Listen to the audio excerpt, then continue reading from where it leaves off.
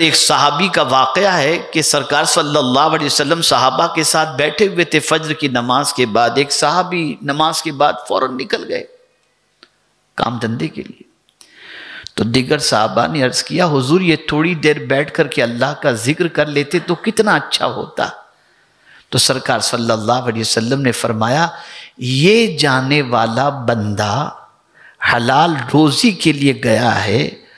اگر یہ بندہ اس لیے روزی کماتا ہے، توجہ چاہوں گا، سبسکرائب کیجئے ہمارے چینل نور رضا کو اور بیل آئیکن کو پریس کیجئے جس سے آپ کو ہماری نیو ویڈیو کی نوٹیفیکیشن ملتی رہے. ہماری ساری دوڑ دھوپ اسی دنیا کے لیے ہے، لیکن اللہ والوں کی ساری دوڑ دھوپ آخرت کے لیے ہوا کرتی تھی.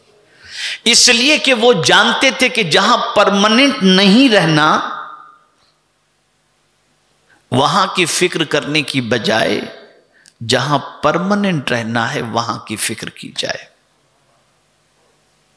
اس کا مطلب یہ نہیں ہے کہ آپ دنیا میں دھندا پانی نہ کریں، کاروبار نہ کریں، گھر نہ بنائیں، پیسہ نہ کمائیں، یہ مطلب نہیں. اس کو میں قرآن کی روشنی میں سمجھا دوں. کرو تجارت. بلکہ رسول گرامی وقار صلی اللہ تعالی علیہ وسلم کی بارگاہ کے اندر ایک صحابی کا واقعہ ہے کہ سرکار صلی اللہ علیہ وسلم صحابہ کے ساتھ بیٹھے ہوئے تھے فجر کی نماز کے بعد. ایک صحابی نماز کے بعد فوراً نکل گئے کام دھندے کے لیے.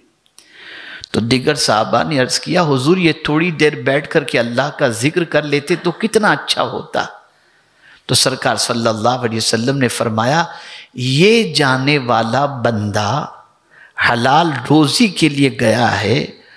اگر یہ بندہ اس لیے روزی کماتا ہے، توجہ چاہوں گا، اس لیے حلال روزی کمانے کے لیے نکلا کہ اس کے ماں باپ بیوی بچوں کو کہیں ہاتھ پھیلانے کی ضرورت نہ ہو تو اس کا جانا بھی عبادت ہے.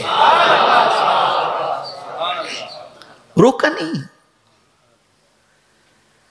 بلکہ جب حضور صلی اللہ علیہ وسلم نے ایک مرتبہ خوش نصیب انسان کا تذکرہ فرمایا تو ارشاد فرمایا خوش نصیب ہے وہ انسان جس کا گھر کشادہ ہو، جس کی سواری اچھی ہو اور جس کو اللہ وطن میں روزی عطا فرما دے، وہ انسان خوش نصیب ہے. تو بڑا گھر ہونا یا بڑا گھر لینا کوئی مذائقے کی بات نہیں، اچھی سواری لینا کوئی مذائقے کی بات نہیں.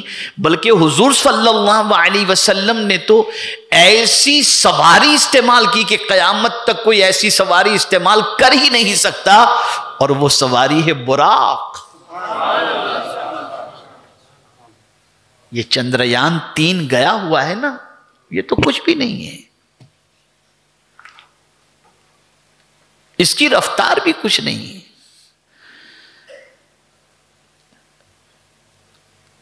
حضور صلی اللہ علیہ وسلم کے براق کی رفتار، اللہ اکبر، براق کی سواری سے حضور صلی اللہ علیہ وسلم سدرۃ المنتہا تک پہنچے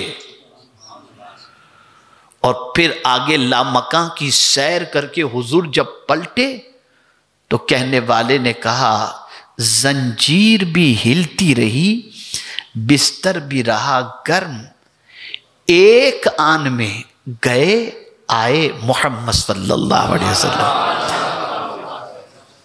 اتنا لمبا سفر. بستر سے آدمی جب اٹھتا ہے نا تو بستر میں گرمی تھوڑی سی رہتی ہے، اور جب گھر بند کر کے نکلتا ہے دروازہ بند کر تو زنجیر ہلتی رہتی ہے نا تھوڑی دیر کے لیے. اب کتنی دیر ہلتی ہے زنجیر اور کتنی دیر بستر گرم رہتا ہے؟ اتنی دیر میں حضور لامکاں کی سیر کر کے آ گئے. یہ حضور صلی اللہ علیہ وسلم عرض یہ کر رہا تھا کہ میرے پیارے آقا صلی اللہ تعالی علیہ وسلم کے پیارے دیوانوں،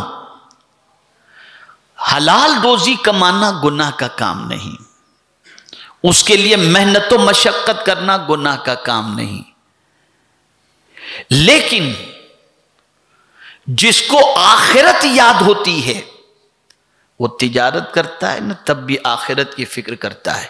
اس کو قرآن نے مینشن کیا. آج تو کسی سے پوچھا جائے مرد کون تو وی شیپ میں جس کی باڈی ہو، मसल्स वगैरह हो, सीना निकला हुआ हो, एकदम चौड़ा हो, तो आदमी कहेगा।